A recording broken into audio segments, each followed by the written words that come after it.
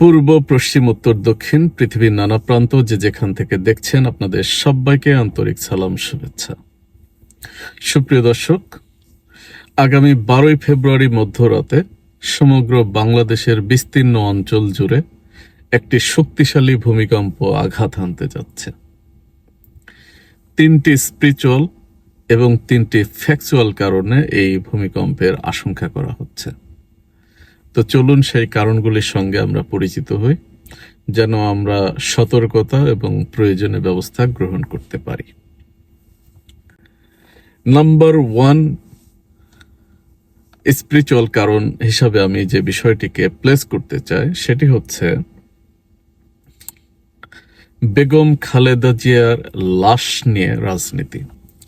আমরা জানি যে কোনো মানুষ মৃত্যুবরণ করলে দ্রুত সময়ের মধ্যে কোনো রকম কালবিলম্ব না করে তার সৎকার করা উচিত, তাকে দাফন কাফনের ব্যবস্থা করা উচিত এবং শরীয় দৃষ্টিকোণ থেকে এটি ভীষণ জরুরি। আপনারা অনেকেই জানেন যে বেগম খালেদা জিয়া অনেক আগেই মারা গিয়েছিলেন, শুধুমাত্র রাজনৈতিক হীন স্বার্থে তাকে বাঁচিয়ে রাখবার নাটক করা হয়েছিল, যে কারণে এটা নিয়ে সোশ্যাল মিডিয়াতে নানান রকম প্রতিক্রিয়া ব্যক্ত করতে আপনারা দেখেছেন। অনেক বিখ্যাত লোকজন স্ট্যাটাস দিয়েছিল, সি রাজনীতি সি।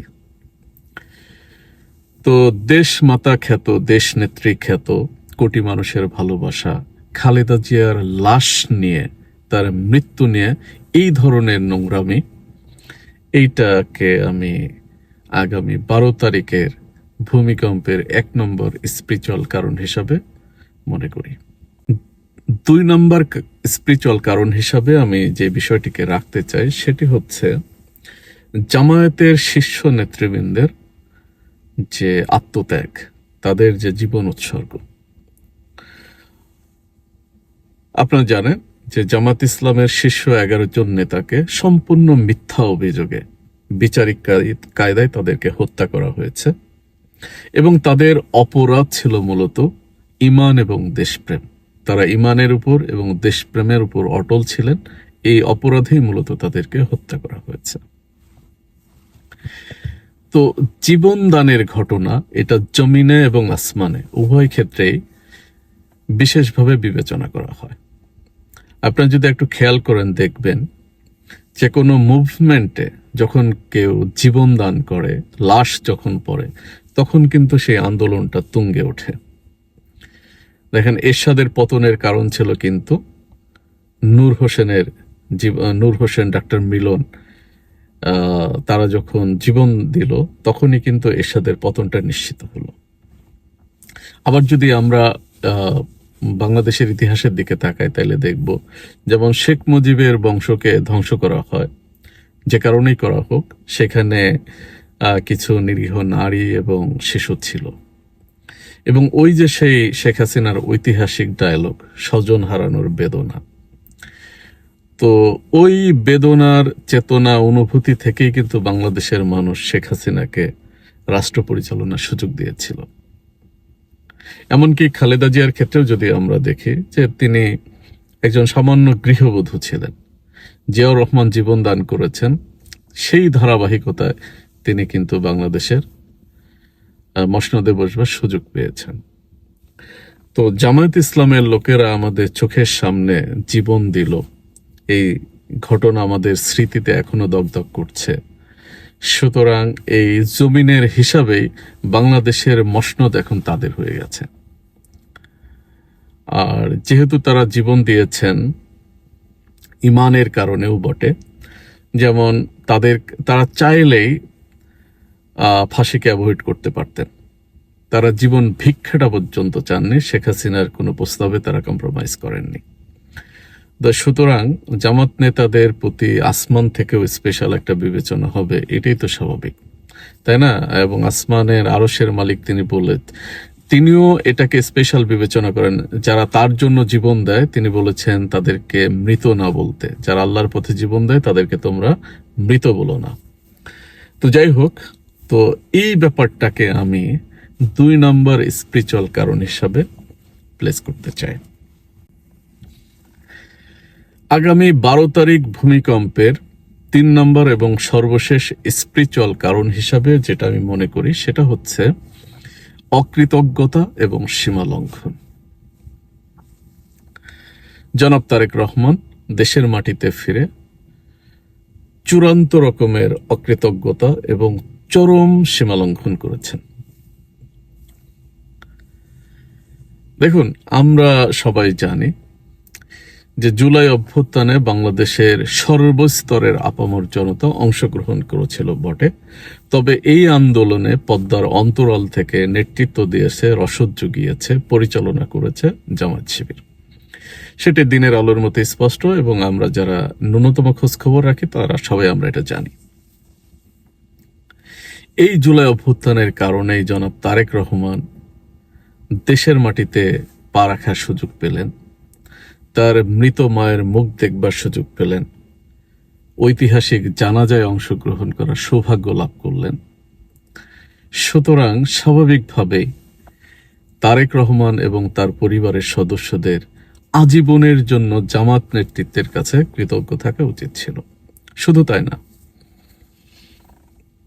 91 সালে ইলেকশনের পরে যেই ঘটনাটা ঘটল, যে সেবার তো বিএনপি, জামাত, জাতীয় পার্টি এবং আওয়ামী লীগ প্রত্যেকে আলাদাভাবে ইলেকশন করেছিল, এককভাবে কারোরই সরকার গঠন করার মতো অবস্থা ছিল না।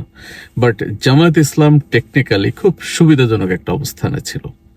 জামায়াত যদি বিএনপিকে সাপোর্ট করে তাহলে বিএনপি সরকার গঠন করতে পারে, আবার অন্যদিকে জামাত যদি তখন আওয়ামী লীগকে সাপোর্ট করে তাহলে আওয়ামী লীগ, জাতীয় পার্টি এবং জামাত মিলে সরকার গঠন করতে পারে।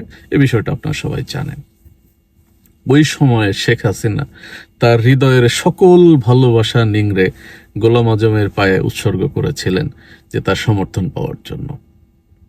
একইভাবে খালেদা জিয়াও তার ভিক্ষার হাত প্রসারিত করেছিলেন।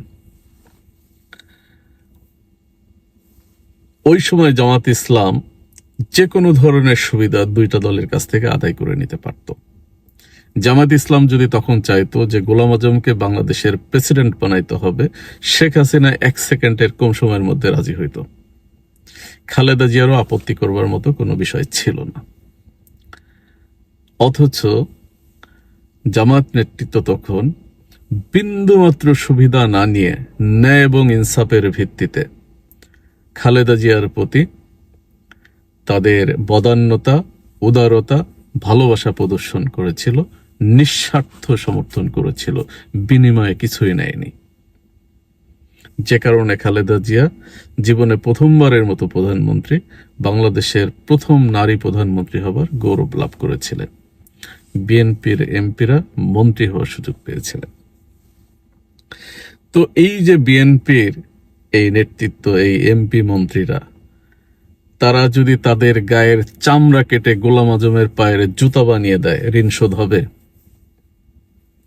এখানেই শেষ কথা না।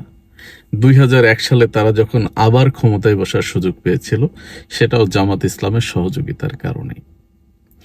আরো একটা ঘটনা মেনশন করতে চাই। সেই ঐতিহাসিক লং মার্চে গিয়ে খালেদা জিয়া যখন আওয়ামী সন্ত্রাসীদের দ্বারা বন্দী হলেন, তখন আওয়ামী লীগ ক্ষমতায় এবং তাকে হত্যা করার উদ্দেশ্যেই তারা সেদিন আক্রমণটা করেছিল। তখন কিন্তু এই যুবদল, ছাত্রদল, এই যাত্রাবাড়ির কমান্ডাররা কিন্তু খালেদা জিয়াকে রক্ষা করতে পারেনি, কিছুই করতে পারেনি। জামাত শিবিরের লোকেরা জীবনের ঝুঁকি নিয়ে খালেদা জিয়াকে সেদিন মুক্ত করেছিল, জীবন রক্ষা করেছিল। জীবন রক্ষা করার মালিক আল্লাহ, কিন্তু সেদিন উছিলা ছিল জামাত শিবির। তো এদের প্রতি তারেক রহমানের আজীবন সর্বোচ্চ কৃতজ্ঞ থাকা খুব স্বাভাবিক।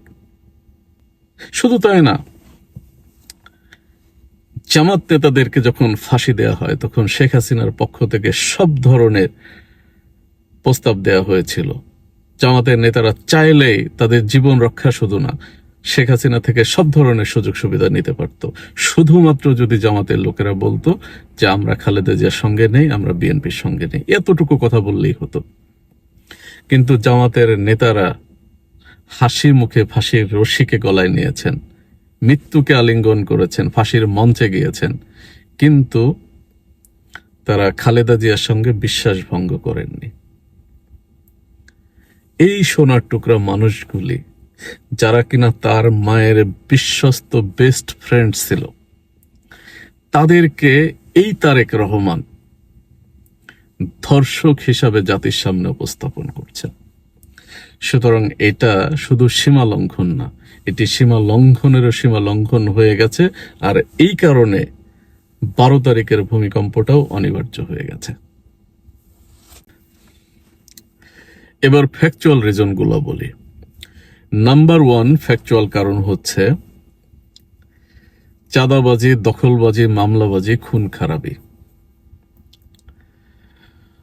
দেখেন, যে আওয়ামী চাঁদাবাজদের হাত থেকে বাঁচার জন্য বাংলাদেশের হাজার হাজার মানুষ জীবন দিয়ে এই পরিবর্তনটা আনলো, সুযোগ পেয়ে জনাব তারেক রহমান নিজে এবং তার দলের লোকেরা কি বিভৎস চাঁদাবাজি, মামলাবাজি, দখলবাজি এবং নিজেরা খুন খারাপি করলো, এটি এক কথায় অকল্পনীয়, অভাবনীয়। এটাকে আমি 12 তারিখের ভূমিকম্পের 1 নম্বর ফ্যাকচুয়াল কারণ হিসাবে প্লেস করতে চাই। 2 নম্বর ফ্যাকচুয়াল রিজন হচ্ছে মেয়াদ উত্তীর্ণ 71-এর চেতনা। দেখেন, বাংলাদেশের মানুষ এই 71-এর নোংরা চেতনায় মানে কতটা ত্যক্ত বিরক্ত, যে কারণে ঢাকা বিশ্ববিদ্যালয়ের বাংলাদেশের সর্বোচ্চ বিদ্যাপীঠের ছেলেমেয়েরা বুকের মধ্যে রাজাকার লিখে রাস্তায় বের হয়েছিল এবং রাজাকার রাজাকার স্লোগানে বাংলাদেশের আকাশ বাতাস প্রকম্পিত করেছে। সেই বস্তা পচা তথাকথিত বাংলাদেশের দুর্ভাগ্য এবং অভিশাপের কারণ সেই 71-এর চেতনাকে নিয়ে তারেক রহমান আবার হাজির হয়েছেন। দর্শক, কোনো ওষুধ যদি মেয়াদ উত্তীর্ণ হয়ে যায়, সেটা একদিকে যেমন রোগীর জন্য বিপদের কারণ, পাশাপাশি কেউ যদি মেয়াদ উত্তীর্ণ ট্যাবলেট বিক্রি করার চেষ্টা করে আর ওই মার্কেটে যদি ম্যাজিস্ট্রেট সরোয়ার থাকে, তাইলে তো জেল জরিমানার হাত থেকে বাঁচার কোনো সুযোগ আছে? সুতরাং এই মেয়াদ উত্তীর্ণ 71-এর চেতনাকে নতুন করে সামনে নিয়ে আসার জন্য এই 12 তারিখের ভূমিকম্পকে তারেক রহমান অনিবার্য থেকে অনিবার্য করে তুলেছে। 3 নম্বর এবং সর্বশেষ যে ফ্যাকচুয়াল কারণটা আমি মনে করি সেটি হচ্ছে আই হ্যাভ এ প্ল্যান। এই mister I have a plan তিনি গণসংযোগে বের হয়ে কুমিল্লাতে গিয়ে যখন বলেন যে আমরা নির্বাচিত হলে এখানে ইপিজেড করে দিব। কুমিল্লাতে 2000 সালে ইপিজেড প্রতিষ্ঠিত হয়েছে, বাংলাদেশের অন্যতম বৃহৎ ইপিজেড। সেখানে প্রায় 50,000 লোক কাজ করে, আর তাদেরকে উনি শোনাচ্ছেন যে উনি ইপিজেড করে দেবেন। যশোরে গিয়ে তিনি যখন বলেন যে এখানের বন্ধ চিনিকলগুলো আমি চালু করে দেব নির্বাচিত হলে, যশোরে কোনো কালেই সেখানে চিনিকল কখনো ছিল না।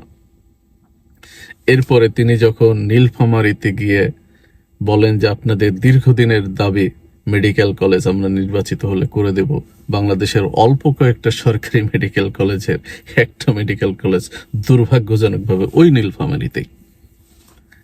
তিনি যখন কেজির দরে ফরিদপুরে এসে সয়াবিন বিক্রি করেন, দিনাজপুরে তার নানি বাড়িতে গিয়ে যখন আম চালান করেন, তখন এই 12 তারিখের ভূমিকম্প ঠেকানোর আসলেই কোনো রাস্তা আর বাকি থাকে না। এই কারণে 12 তারিখের ভূমিকম্পটা আসলেই অনিবার্য। প্রিয় দর্শক, ভূমিকম্পের সংকেত যেহেতু আমরা আগেই পেয়েছি, সুতরাং আমাদেরকে সাবধান হইতে হবে। সাবধান হইতে হবে কিসে? সিল মারার সময়। আর এই সিলটা যেন ছিনতাই না হয় সেজন্য সতর্ক থাকতে হবে। আপনাদের সঙ্গে এই ধরনের ফ্যাকচুয়াল, স্পিরিচুয়াল নানান রকম বিষয় নিয়ে আমি আরো কিছু কথা আপনাদের সঙ্গে শেয়ার করতে চাই। এই চ্যানেলটি সাবস্ক্রাইব করে আপনারা সঙ্গে থাকবেন। আপনাদের উপর আল্লাহর রহমত বর্ষিত হোক। ভূমিকম্পের দিন আল্লাহ আপনাদের উপর রহমতের ছায়া বিস্তার করে রাখুক, এই আশাবাদ ব্যক্ত করে সবাইকে সালাম জানিয়ে আজকের মতো এখানে শেষ করছি। আল্লাহ হাফেজ।